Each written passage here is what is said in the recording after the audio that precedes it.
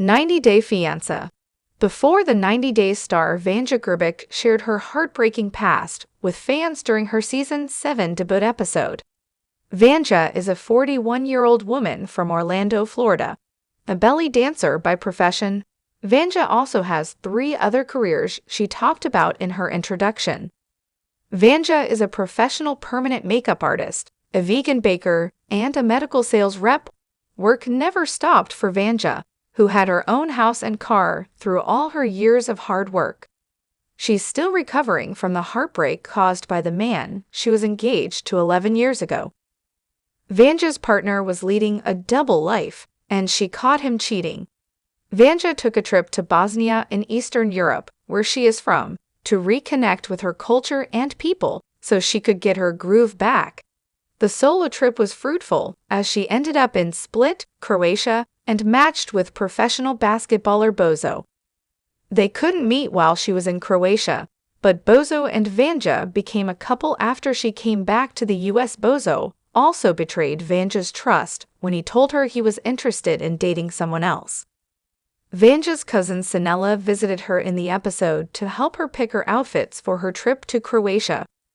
While Sanella expressed her doubts about Vanja traveling to Croatia to meet Bozo, who had broken up with Vanja for another relationship, she still supported her sister. Vanja discussed how she connected with Bozo on so many different levels. She added that while the culture in Bosnia and Croatia was different, there were a lot of similarities, and Bozo felt like home to her. Sanella asked Vanja if Bozo knew about the whole war, and Vanja replied, "Of course he does."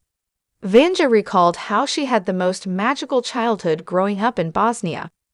However, when Vanja was 10 years old, the whole country separated and the war started. Vanja and her family had gone to visit her grandparents. They were getting in their car to start driving back home when they saw missiles exploding. The night sky was just lit up, Vanja recalled, and added the ground was shaking, and that was it. Vanja and her family were never able to go back home. Vanja ended up having to stay at her grandma's house. They had no electricity or water for a year. They ended up boiling flour and onions for food. They called it the black soup, and it's what they kept eating for months.